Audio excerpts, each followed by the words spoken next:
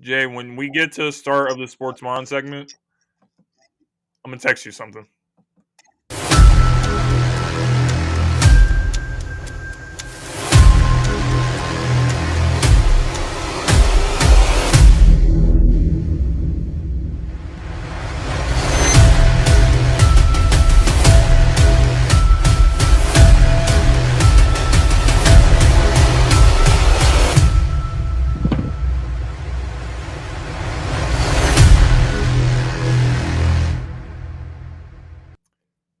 Hello, everybody, and welcome into the Gauntlet. It's the three amigos tonight. I'm with JJ and Denzel Snipes, home of Sideline Sports Network, home of the Gauntlet. We got a lot of things to talk about tonight. A lot of crazy things happen, not only in the NFL, but also in sports. Really excited for tonight's show, tonight's episode. Fellas, how we doing? It's Friday. How was the week? How you guys feeling right now? Week's been pretty good. Something unique that we actually are doing here, ladies and gentlemen. To those of y'all who may have seen my tweet and you see the headlines, we are extending Sports Warren for an entire episode because this is going to be must-see TV. There was so much buffoonery that happened this week. Like, we're going to get to it very shortly. But other than that, doing good, fellas. I just did not expect to see all the buffoonery, as you put it. JJ, how we feeling tonight? Oh, I'm chill. I'm chilling. I really don't know what to expect for the show, so I'm just chilling. He's just rolling with the Gotcha. punches. Well, life is full of surprises, so we'll just have to be surprised and see what happens. All right. Yep. So let's start the show with everybody's favorite segment. Or you can debate which segment is your favorite. But some people's favorite is Gauntlet Grinders. We look at the NFL players from last week who was on their grind. So let's get to it, shall we? I'm going to go to the AFC, and I'm going to go to Jameis Winston, who threw this sweet touchdown pass late in the game against the Baltimore Ravens. Hits his man, and a big upset win for the Browns. Jameis Winston over 335 yards passing on the day. Good game for him as the Browns get back in the win column. And then in the NFC, for the first time this season, come on down, Mr. Jalen Hurts. Jalen Hurts dropping a deep ball right in the basket to Devontae Smith against the Cincinnati Bengals. And 3 straight games with Jalen Hurts, no turnovers. We were talking about the turnovers early in the season. Can he clean it up? He's looking more like the 2022 Jalen Hurts that was in the discussion for the MVP, and he's looking really good. Big win for the Eagles as well. So Jameis Winston and Jalen Hurts, 2 quarterbacks for me. Which one of you guys, whichever one of you guys wants to take it, feel free. I'll go. Hey, can you do me a favor and play that clip of Winston to Tillman's one more again? Sure. Yep, there's Winston, famous Jameis, and there's Tillman's running free behind the defense because my AFC Gauntlet grinder is Cedric Tillman's. 7 receptions for 99 yards and 2 touchdown grabs, including the game-winning touchdown. The Cleveland Browns look like a totally different team. And I know some people could say, like, well, they had no business winning the game. Well, it's Browns-Ravens. They always get up for each other. These games in the AFC North tend to have the potential to end dramatically. And Jameis Winston went out there and put on the show, and so did Cedric Tillman. And Tillman having the breakout performance that he did definitely netted AFC Gauntlet Grinder for myself. In the NFC, I'm actually going to go with running back Josh Jacobs. 25 carries for 127, 2 touchdown carries, 5.1 yards per carry. Josh Jacobs, especially with the injury that happened to Jordan Love early in the game, he's not Music City Malik anymore. He's Milwaukee Malik, I guess. Well, anyway. But Josh Jacobs, acquisition from the Raiders, picked up right where he left off from coming over on the Raiders squad. Been a more than solid running back for the Green Bay Packers, keeping them alive in the NFC North. So those are my 2 gauntlet grinders. JJ, what do you got? Isn't it kind of crazy because I'm just on chill mode right now? I don't even have one. I'm just real chill right now. I don't even have a grinder, so y'all Well, got just it. well, just think of somebody real quick. Like you usually can come up with somebody on the spot that deserves it. You got any feedback for the choices that we even put out? I'm trying to tell y'all I'm on chill mode. I ain't got nothing. I'm real chill right now. I don't really have anything. I know. I don't know what it is. I'm just kind of coasting tonight. Maybe I'll get into it, but I don't have anything. Okay. Well, okay. Okay. Well, what about any thoughts about Kittle's performance against the Cowboys? He had 6 receptions for 128 and a touchdown. Oh, well, fantastic. I mean, I didn't. What I'm saying is, this week has been so different for me that I haven't even paid attention to too much. So that's what I'm saying. I'm good. I really don't have a grinder, and I really don't have like an opinion on anybody because that's just not where I've been right now. That makes sense. That's what I'm saying. I'm Okay. just chilling. I'm gonna get into the flow, but I don't really have one. Okay. How about Okay. this? Cowboy X Factor has a comment about your team. How does Kyle Hamilton not catch that interception on the play before and Justin Tucker missed a field goal in that game? So some missed opportunities for the Ravens. Just bad luck, honestly. Because at the end of the day, what else can you do? He caught the football, and then he didn't catch the football. I mean, it's just bad luck. It's nothing, anything that I could sit here and look at that game and be like, okay, I don't have any. So you don't think I Ravens don't, should be worried about anything? not at all. I agree with Cam Newton 1,000% when he said today, he's like, every good team is going to go through its peaks and valleys. It's like, if you look at the Ravens games, they were a toe away from going to overtime. The Raiders had to come back from behind to beat them, and now the Browns actually had to come back from behind to beat them, and then they had an interception on that drive that could have been dropped. There's nothing in the negation that I can look at my season and think that I have anything to worry about because I expect it's not going to be easy. Like I still think my team is just as good as it was before all this stuff happens, and at the end of the day, yeah. That's totally fair. Guys, when we come back, we're going to talk about our favorite, or maybe your favorite, the sports moron of the week. And trust me, there's a lot to get to. Yeah.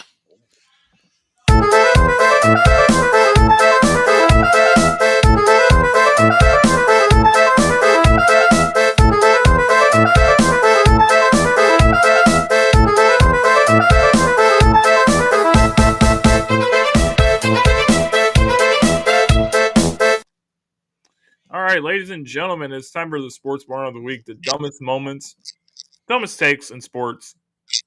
Guys, I don't even know how crazy this week was, but so Yeah. many crazy things just took place, and it just feel like it never stopped. So I don't even really know where to start. So Denzel, I'm going to turn it to you. Okay. Who's your sports moron of the week this week? So, and you know what? We're gonna play the clip here in just a second. Let's just go ahead and knock the elephant out the room right now. Bears defensive back Tyreek Stevenson. Now, I, I just for the record here. Now, oh, hey, can you take the banner off the screen real quick? Okay, you can see him in the bottom right. He's actually taunting the fans. Hey, you gotta play. You gotta play. What? Oh no, I'm too late. Am I late? No, I'm not. Here I come. Here I come. No, okay. Look. Now, for the record, he has talked to the team and he has come out on Twitter and he has taken accountability. And good on him. Really good on him. He owned it. But here at the Sideline Sports Department of Corrections, you still must do your time. Sports moron of the week. How do you? This is the reason why coaches say it ain't over until triple zeros, okay? You call yourself taunting the fans, and then not only are you a little bit late to the play, you of those sea of hands, you had to be the hand that tipped the ball to Noah Brown. Coach Matt Eberflus actually said after the game that his job was to box Noah Brown out. So not only did you blow your assignment, you happened to be the hand that tipped the ball that was caught by Noah Brown. That right there. Whoo.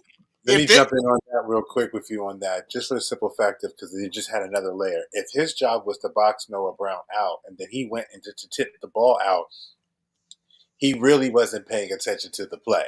And that alone, to your point, everyone knows if there's one thing you look at a head coach and they all are unanimous in what they say about how they feel about this play, it's the Hail Mary play where you mess up, you got some. If you do something like that, you got an issue because you just showed bravado, and this team lost the game. And he thinking he's confident, but don't realize his team lost the game and then dropped to last in their division.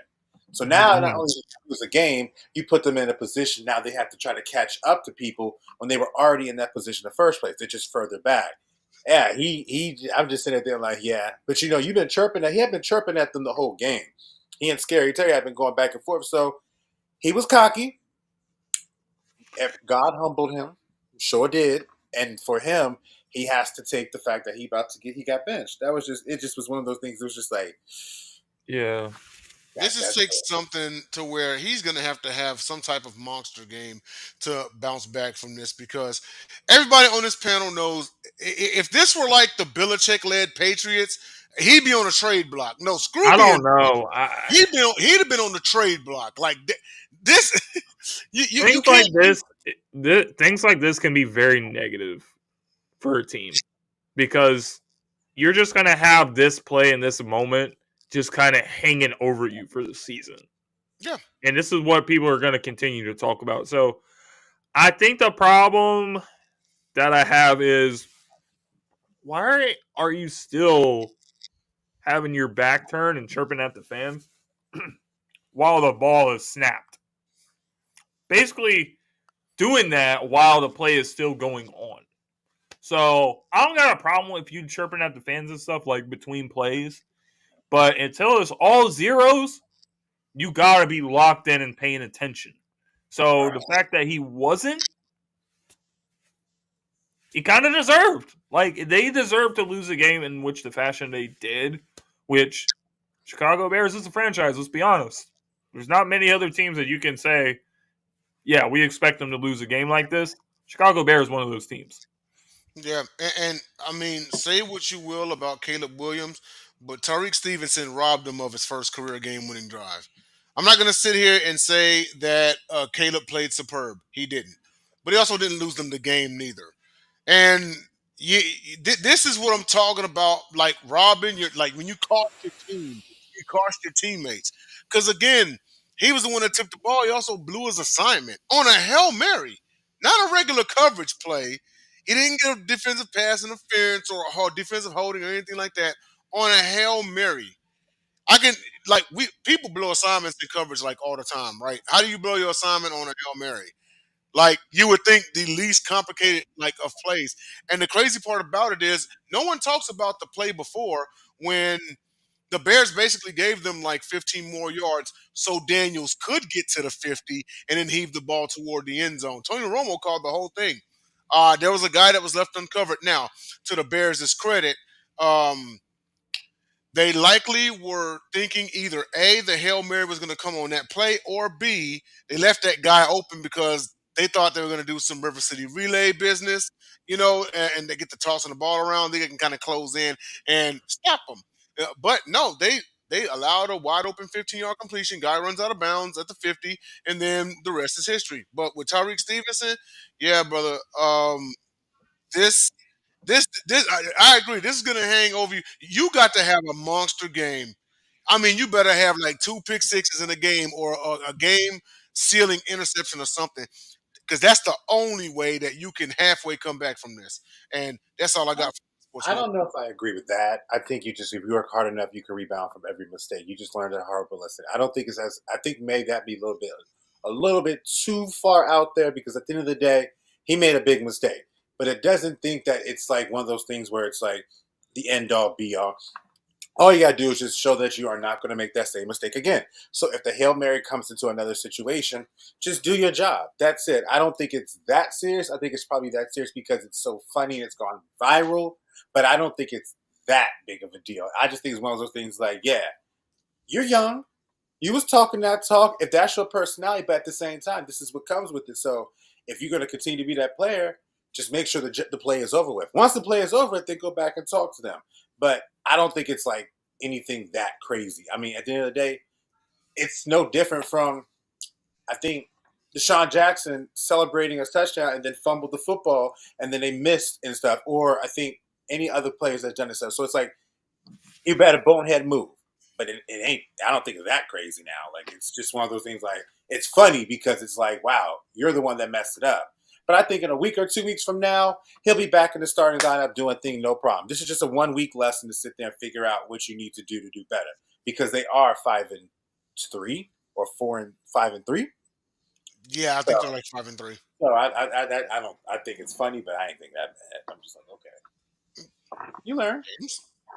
All right. JJ, you got anything on your mind at the moment, or you want me to do something?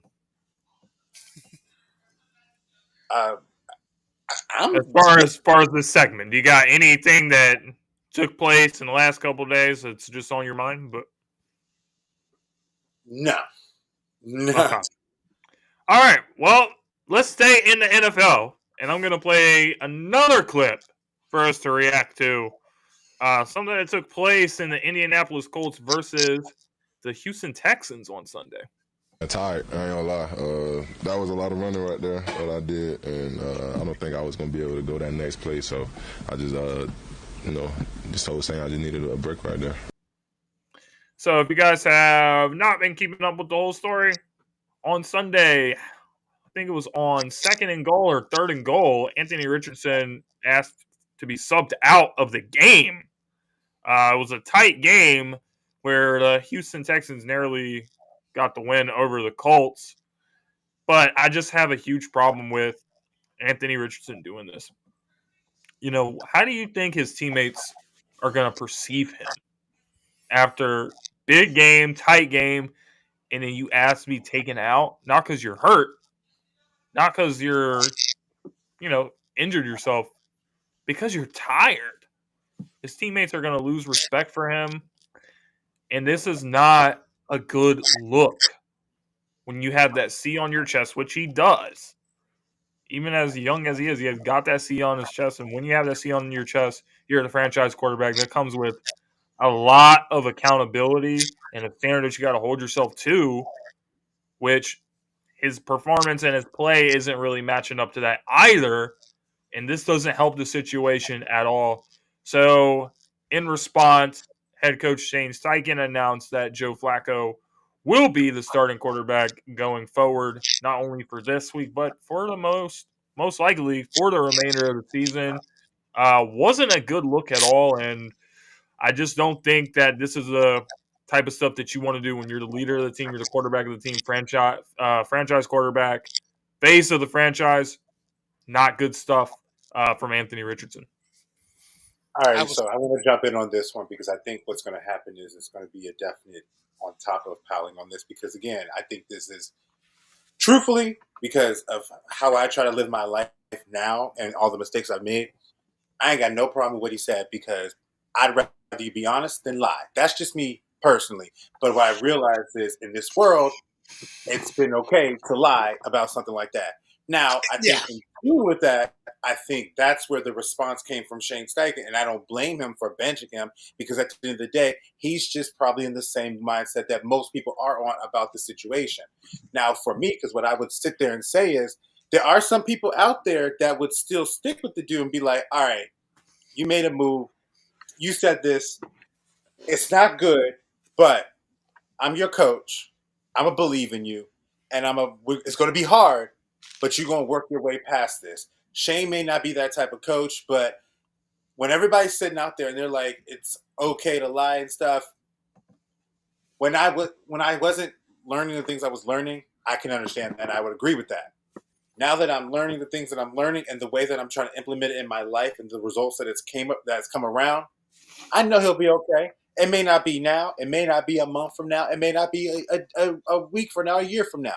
But he will be all right. He will get a chance to be somewhere else. It may not be in Indianapolis, and that's okay. So my message to Anthony Richardson is Whatever you're going through right now, just let it go through right now. People are allowed to react how they're going to react. It may be something that's bothersome from them, but there's going to be one person in the NFL, somebody's going to be in the NFL and be like, you know what? We believe in you. We're going to give you that shot because they're going to have a different mentality. But at the end of the day, it's bad, and I get why it's considered moronic because I once had that same thinking. I really did. I would have been right there with y'all, been like, dang, man, you really just said that? Like, you could have just sat there. But again, transformation, I was just like, yeah, I know it's going to sting, but hey, he ain't lie. If he just didn't lie, and it's just, I know he is. Well, I like to read up on the character of these people before I decide to even say something. And I know the character that he has displayed from what I've seen about him in Florida. So I get why he ain't got no problem with him saying it because he'd rather be the same way. I don't need to lie about anything. It's the truth. And at the end of the day, if you want to judge me for it, that's fine. But it doesn't mean your judgments is going to stop me from ever getting a chance again. So I'm going to be who I am because my commitment to who I am, about who I serve and love, is more important than anybody else's opinion of me. And so I get Right. it. Well, I don't want to say that I think he should never have a chance ever because of this, but No, but saying, people like Chase I'm Daniel saying, has said that. Like Chase Daniel has said that. He was really like, just put yourself in, just put it to yourself like this. Look at the top quarterbacks in the league. Look at your guy. Look at Lamar Jackson. If Lamar Jackson came to John Harbaugh and told him, take me out of the game, I'm tired. How do you think that would go? Like, everyone would be saying, no, Lamar, you're the 2-time league MVP. You're the guy. You know, to be honest with you, I'll show you a clip. Lamar, he said, they asked him, what is the driving force of you getting to who you are? He's like, the Lord.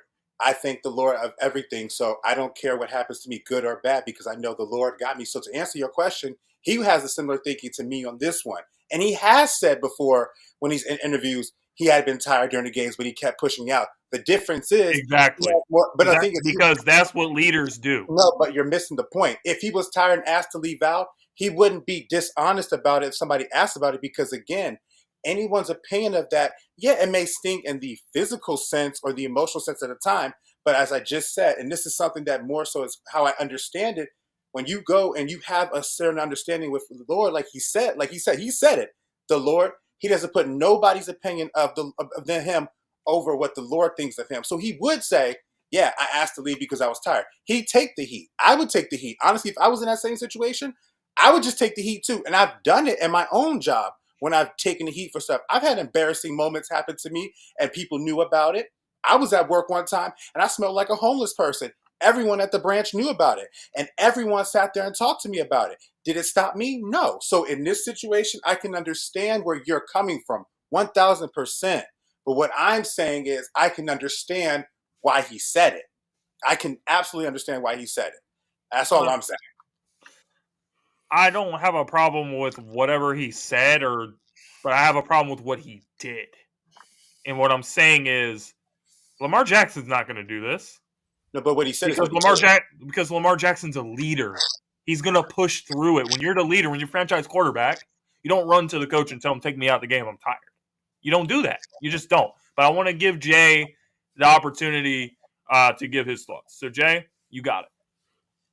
I'm sorry, but this would be the one time that where it's totally okay to lie. Listen, you could have said a sniper took a shot at you, and I would have accepted it. Okay, you don't just say, "Yo, I was tired, man. I was tired."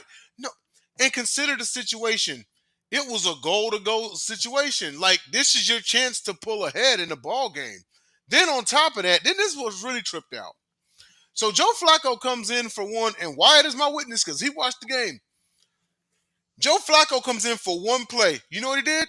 Hand off to Jonathan Taylor. So if you really needed a breather, you couldn't do the same thing? Hand off to Jonathan Taylor. Yeah. I mean, I get where y'all coming from, but I'm just going to say, I know we won't agree on it. Like, I get exactly where you're coming from. I think that's the one thing I want to understand. I said, everything you're saying, James, everything you're saying, Denzel, I 1,000% was saying if I'm understand where you're coming from.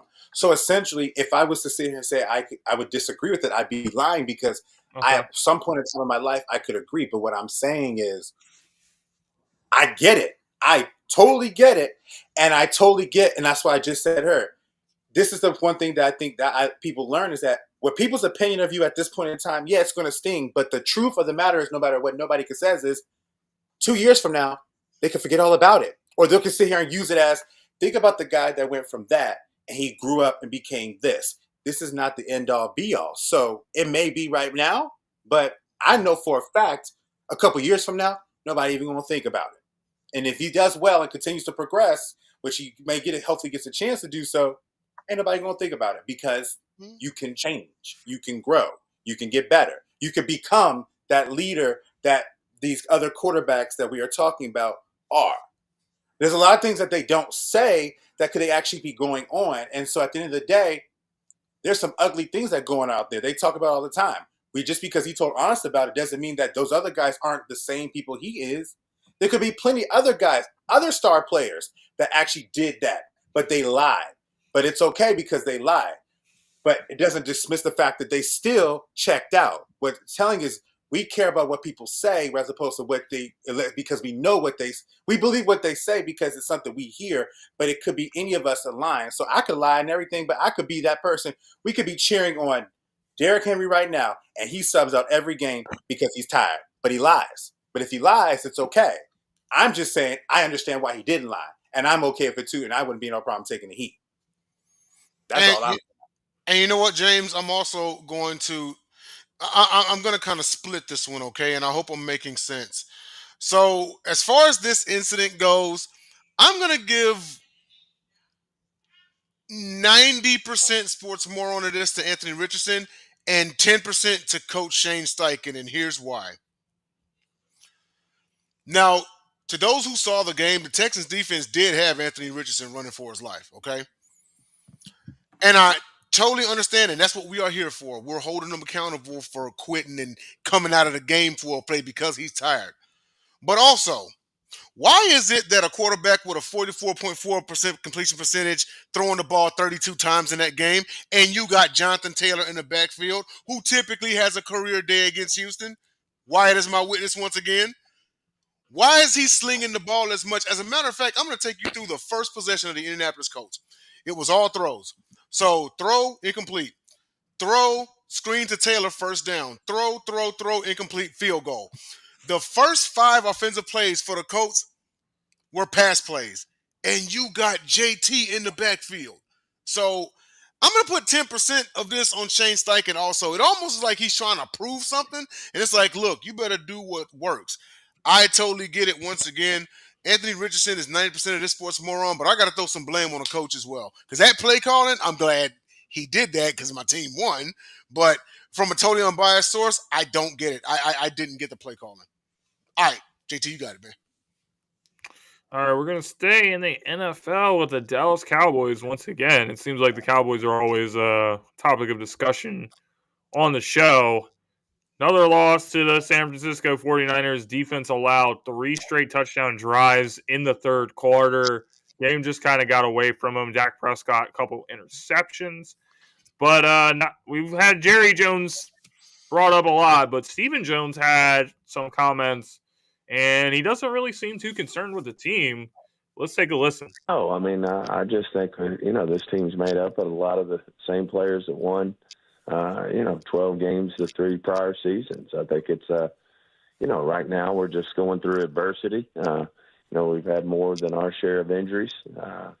It feels like this year, especially on the defensive side of the ball, coupled, with a new staff and a new scheme. So on the defensive side, I do think we've got really good football players. It's a matter of getting them executing together and getting after it. But no, I think we've got, really good football players. And at times, we've had spurts where we played well. And obviously at times we're not playing well.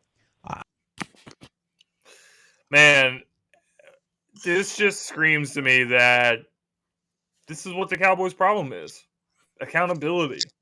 You're talking about, we had all these players last year that won 12 games. It's a year-to-year league. You can win the Super Bowl and go to being an average team.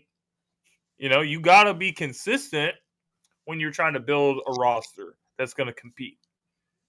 You can't just rely on last year and just act like everything's fine. And that's what happened to the Cowboys this offseason. You saw all these teams making moves, especially in the division. Eagles were very active in free agency in the draft. Commanders were active in free agency in the draft. The Cowboys weren't. So the other teams got better, and you stayed the same. So what result do you think that's going to bring? So I just think that the Cowboys fan base is delusional. Most of the people high up in the organization, Jerry Jones and Stephen Jones, pretty delusional. And the Cowboys are just a mess. And they're just unraveling. We're used to the Cowboys being good, and then they just kind of fall apart when it comes to the playoffs. But this team may not even get there with how everything's looking. They're unraveling. They're unraveling. And you have Trayvon Diggs, who's screaming at reporters in the hallway. Took from that? Out of that whole play, that's what you took from that? You don't know football. You can't do nothing that I do. You can't go out there and do nothing. Stay in your lane, buddy. Stop playing with me, bro.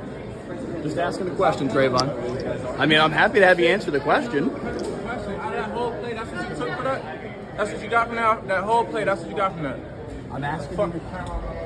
We can talk about it more. What were you doing there?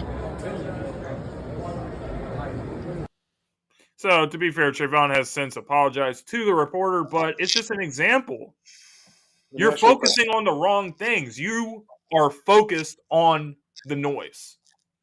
Do you think they're quitting? Do I think they're quitting?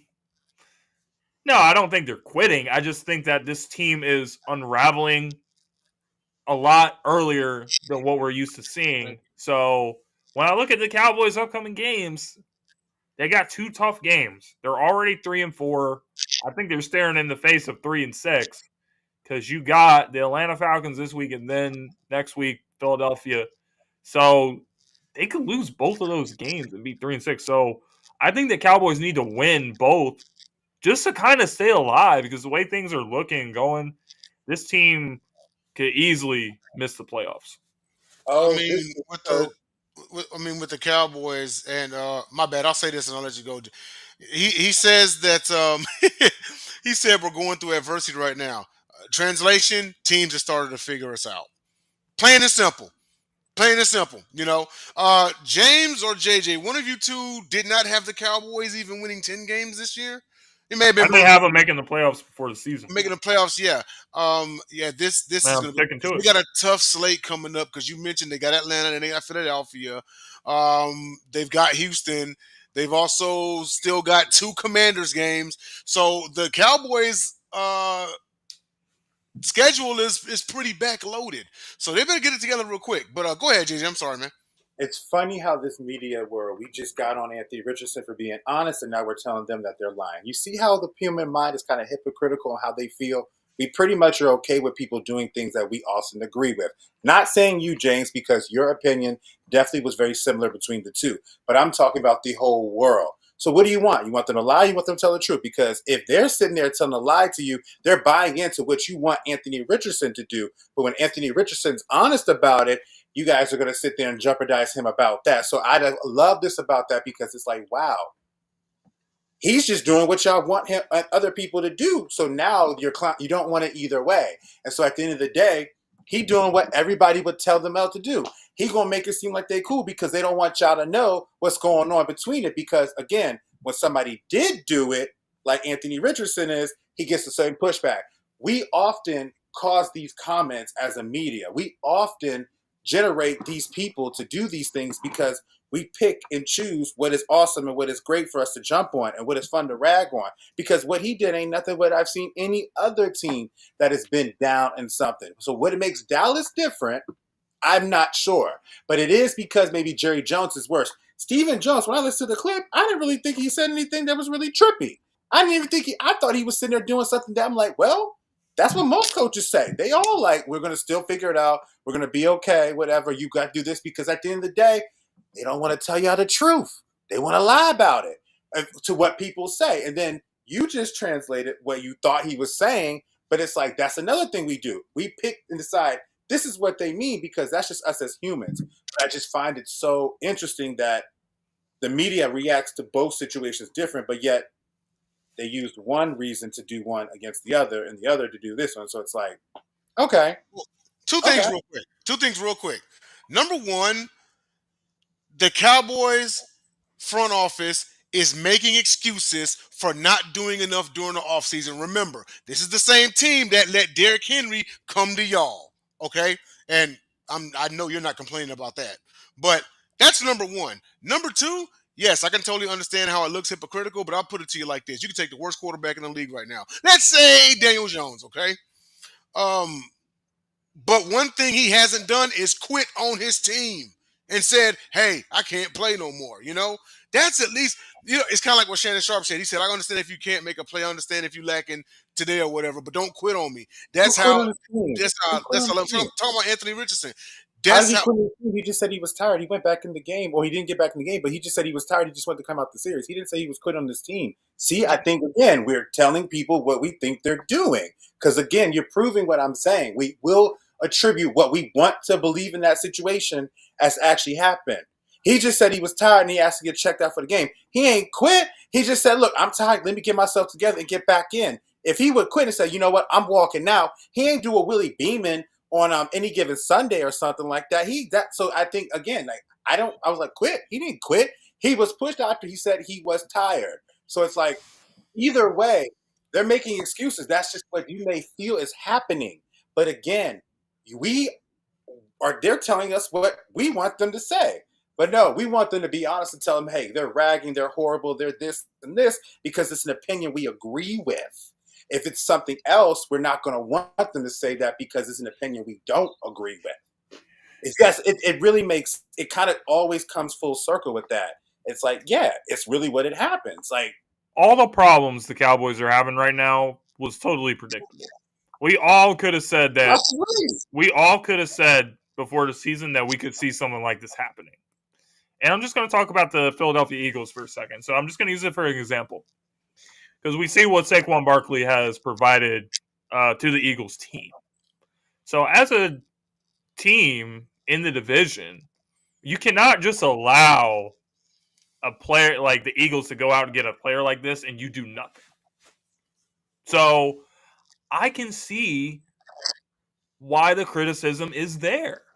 Because the Cowboys have been talking about, Jerry Jones said they're all in, did absolutely nothing in the offseason to allow teams to get better, and now you see the Cowboys are where they are. And you know what? By comparison, before, real quick, JJ, real quick, by comparison, to James's point, the year the Rams won it all, they went out and made all those moves, didn't they? They even traded for Stafford. And people said the Rams are all in. It ended in the Super Bowl.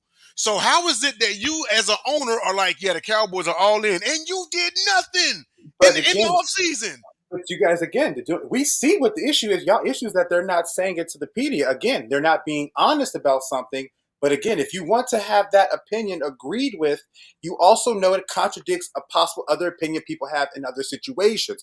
All I'm saying is just own it. Just own the fact that maybe we value opinions that we agree with, because it's not an issue that we don't. Obviously, we see there's problems with this team. The only reason why this became a sports moron is because he didn't say all the problems. He said act like everything was cool, which leads to another point. As I said, it's a moron because he had an opinion about his team I don't agree with. He did the same thing his father would have done. Okay, very true. That is exactly it. All I'm saying is, and I think this, I'm speaking not to y'all, more so speaking to like the mass media and the media world. Okay. If you're going to agree with one opinion, you have to be okay with people calling you out about your other opinion, because you're not being completely objective. You have to admit that sometimes maybe you do side with something. And it's like Lamar, it's like Stephen A. Smith the other day.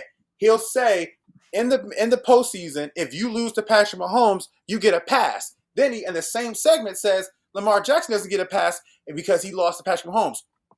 Oh, which one is it? Again, this happens every time in the media, and I'm starting to see it more and more, even with myself that I've done in times past. I look at my old takes, and be like, yo, I wasn't as objective I thought I was.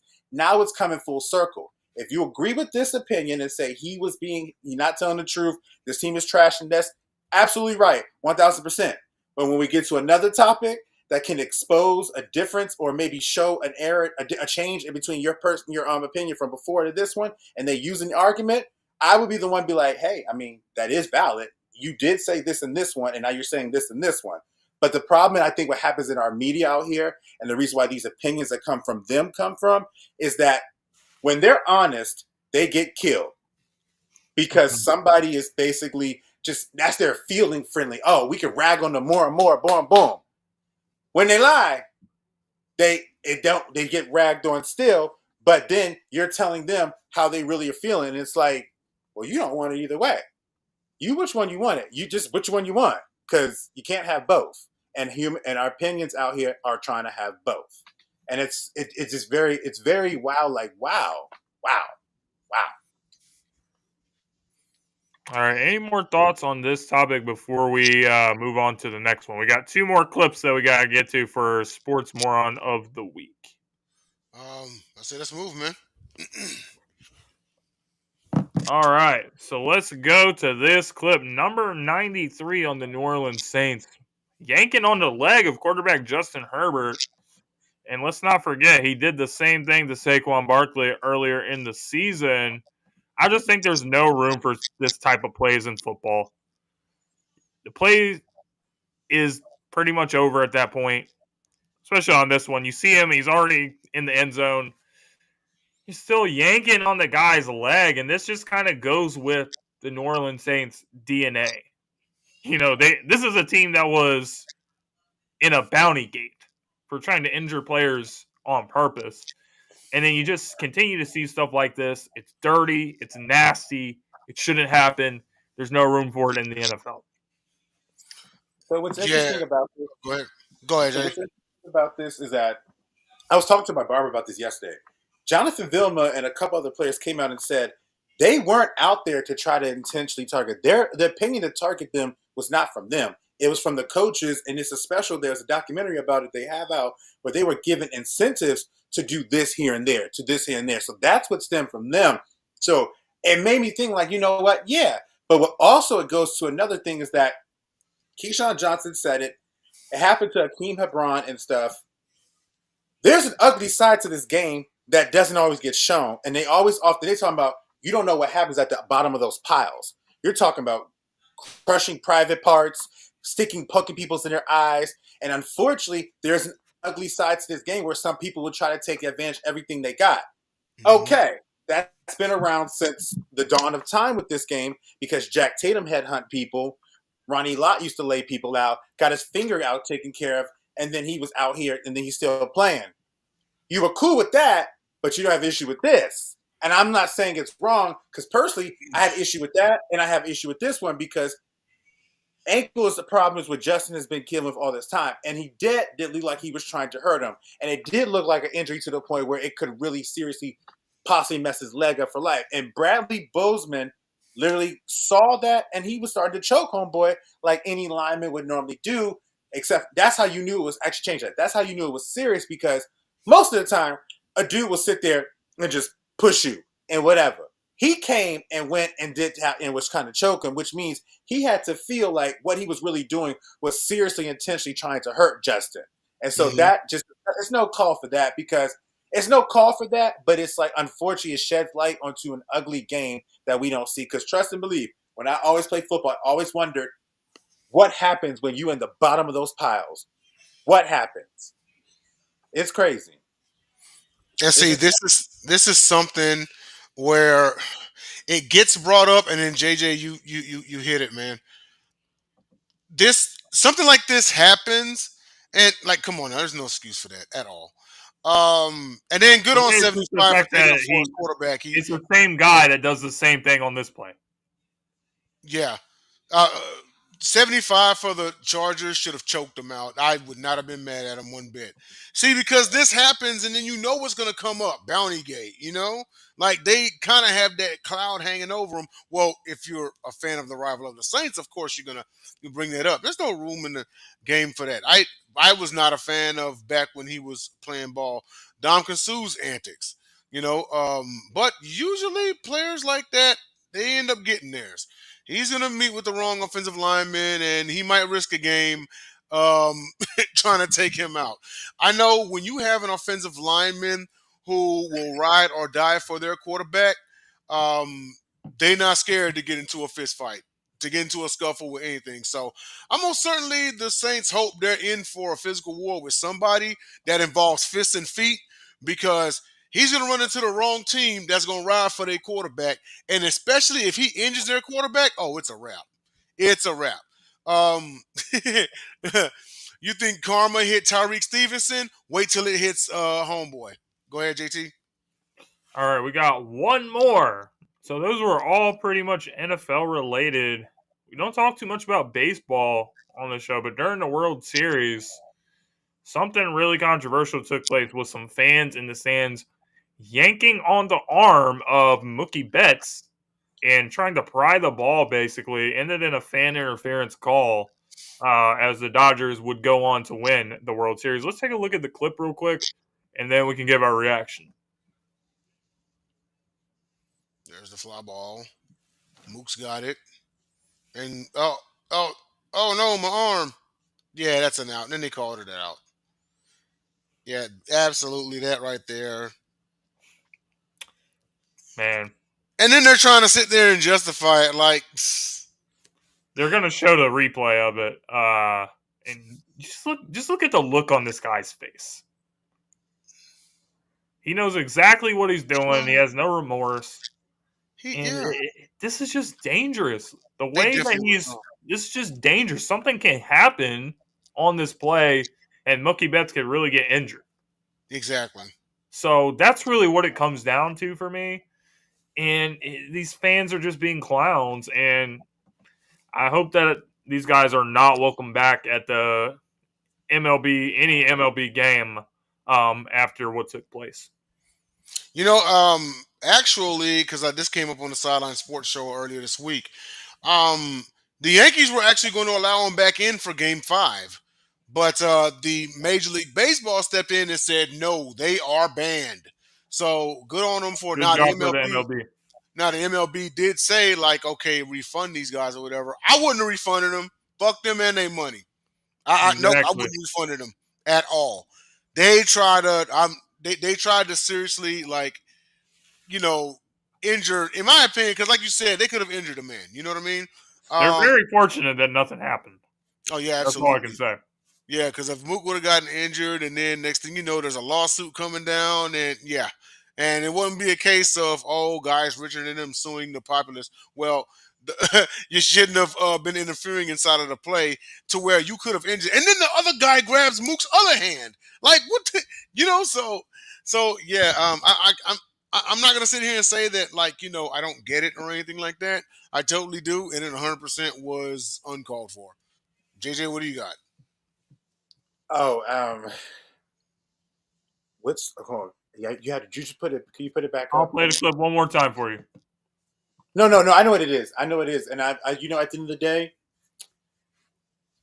personally for me, until we know what it is. You guys about to get swept that game, and you were feeling some type of way. So you said, I'm gonna do anything and everything I can to make sure my team gets a chance. That's all that was. It's funny to me because it's like, all I want to sit there and say, and Jay, you'll love this. Woo, woo, woo. Oh, woo, woo, woo, woo, woo. It's okay. I know it sucks because you were about to get swept and you're at home, but that's what that is. On the flip side, as a response, I would say, yeah, you can't do this again. The next time you do this, we're going to probably have to remove your seat and move you to a different one, or not have you come into any more home games for the remainder of the year, because that's not cool. That's not cool. And I would go to both of them because, yeah, the guy trying to take the ball, one thing. But the other guy taking his hand, mind you, Mookie is he's not on the ground. He's suspended in the air a little bit. And it's like, yo, calm down. If you have, your issues are not with them. Mm-hmm. So you made a bonehead move. And I think, of course, unfortunately, he's not remorseful about it, which I don't expect him to because that's how most people typically are about those things. Because there's the people out here that says, players, y'all should just be able to deal with whatever we do or whatever the case may be. But now you turn around and get mad at the fans for having that mentality and doing whatever they want to do to these players. Now we might start to see maybe these players have a reason for saying and being honest about how they feel and saying, no, that's not cool. Maybe Russell Westbrook was right when he did what he did. Because at the end of the day, you got to chill. But with them, if you're a person that wants to really rag on them, you can sit there and say, bro, your team got swept so bad, you lost your job, but you lost your ticket for the next game for this joint. And your team went and lost the series because they lost the very next game. So that's just, hey, that's what you want to do. Go ahead and do it. Do it. Well, all right, ladies and gentlemen, that wraps us up for the longest ever Sports Moron segment. Hope you guys all enjoyed that. I certainly did. When we get back, though, let's rank the best fast food chicken nuggets. What's your favorite? Gonna get into it when we get back.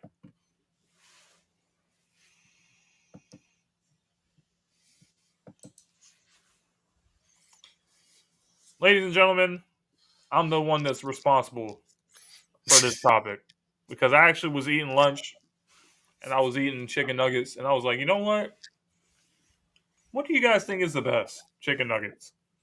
You got McDonald's, you got Chick-fil-A, Wendy's, I guess some other places.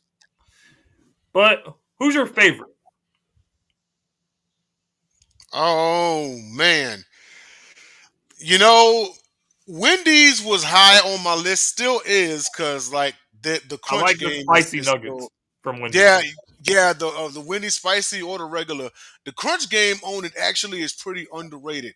But I'm gonna actually have to go and say, even though they are smaller in size of all of them, I'm gonna say Chick-fil-A. Something about the sweet batter that they use, the sweet dark brown batter. It's second to none in my opinion. You can dip it in. I haven't eaten a whack dipping sauce from Chick-fil-A ever in history. And granted, yes, that's all their chicken, but as far as chicken nuggets goes, I'm gonna go with Chick-fil-A. Wendy's is probably a strong number 2. Number 3, I probably am gonna say, Popeyes actually isn't bad, but a strong number 3.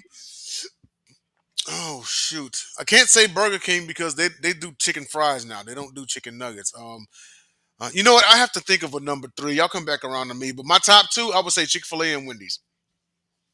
So if people don't, this podcast, and Jay knows this very well, I'm going to keep my comments about Chick-fil-A away because I've lost a friend because of Chick-fil-A for a long time, and then we just became friends after like 5 or 6 years because of it. But anyway, so I don't really eat their chicken nuggets, so I don't really know it. But number 1 for me, I will have to say, is McDonald's. I love their chicken nuggets. That's the best part of the whole place for me. And 2 is Wendy's. Big fan of their chicken nuggets. At the end of the day, big fan of Wendy's, period. But number 1 and 2 is hands down those two. Those two for sure. Honorable mention to Raising Cane's. I believe it's Raising Cane's. Raising Cane's? No, not Raising Cane's. Zaxby's. Oh, okay, Zaxby's. I was about to say. Raising Cane's don't even season they Jones, man. But Zaxby's, you good. Yeah.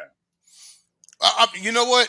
McDonald's stopped being in my top 3 when they took dark meat away, and I know that was over a decade ago. But when they stopped doing dark meat chicken, that's when the chicken nugget that's when they dropped out of the top 3. Or I'm going to give my list and then I'm going to ask the next question. Okay, I think I am with JJ on this one though. I will put McDonald's McNuggets number 1. I think most of the time when I do go to McDonald's, I only get the McNuggets or a McChicken. I don't really get their burgers and stuff like that. But I'll get me a cool 10-piece McNugget with 1 honey mustard and 1 buffalo sauce, and I'm good. Then spicy nuggets at Wendy's. Fantastic. Always get the ghost pepper ranch sauce. I know we talked about the fast food sauce like a few episodes ago. I love the ghost pepper ranch. If I could get the McNuggets with the ghost pepper ranch, I'm good.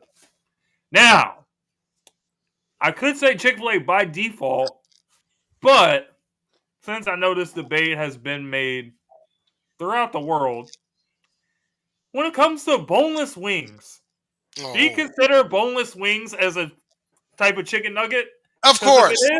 If it is, the number 3, Wingstop. You know what? I Yeah, bet you didn't see that coming. that's what we doing. I totally didn't see that coming, but I agree 100%.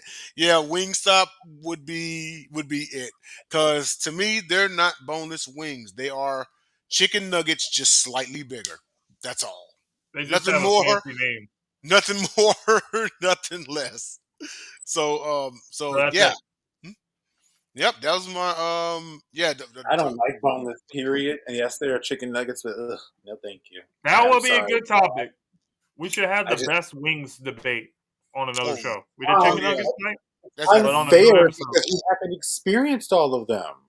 You know, and I'm saying that because I want to experience That's all of true. them. My That's belly true. would appreciate that. That's true. You got to But give that's like a debate 5 that- places. So we need to say, That's the I'm debate sorry, that we can have. we need to put that's all the of the debate 5 that- places we know in Yeah. common, and then we rank them. Like 5 places we all have eaten wings from. And Yeah, but rank here's the problem. I feel like No. there's gonna be too many spots, like local spots that we've been to, like where we live, Sure. that people aren't gonna know, and you're gonna say, "I swear this is the best place." So whenever you guys come to visit Philadelphia, there's a place down the street where I live. I go there a lot to watch the Eagles game. Man, some of the best wings I've ever had. Yeah, see, it be the mom and pop, and then also you got to figure there are some franchises that are only regional. Like for example, Bojangles. Bojangles is like known in the I've mid had South. Bojangles before though. Yeah, tough. you know what I mean. So like we don't have a Bojangles down here. It's more like a mid South kind of thing. It's prevalent in like North Carolina. So Yeah, you have those regional chains also.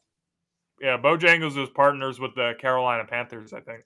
Yeah, but I haven't had Bojangles. I haven't. I hear it's the bomb. I hope one day to taste it. All right, ladies and gentlemen, that's all that we have time for you guys today. James, Yeah. huge favor, and I'll only be 1 or 2 minutes. Can you solo screen me for a second? I got a message for the people. All right.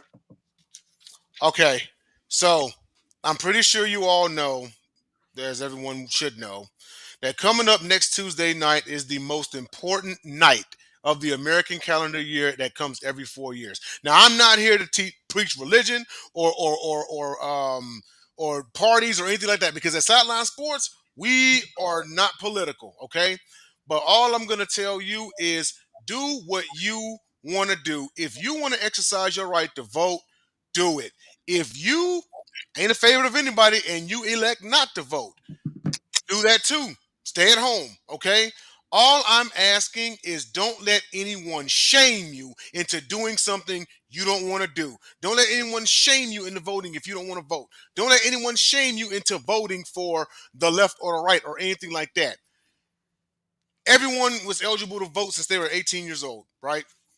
So exercise that. It's your choice, okay? A no vote is a vote in itself. My liberation theology professor taught that a few years back when I was in college, okay? So all I'm saying is do what is best for you. And that's all I got. All right, Denzel, appreciate the message and not making light of anything you said at all. But I want to close this show by saying this. I will be so glad when this is over, because I am so tired of every 5 seconds all the ads and Trump this and Harris that, like just all day long, just drives me crazy. I'll be happy when it's over. Agreed. All right, we can wrap this up. All right, ladies and gentlemen, thank you guys for tuning in, and we will see you next Friday. Actually, we'll see you next Wednesday for Picked Off, and then we'll also see you next Friday for another episode for all of us with the Gauntlet and Sideline Sports Network. We will see you guys on the next episode. Good night, Y'all. Shanghai, China. Shout out Zimbabwe. Shout out, you know what I'm saying,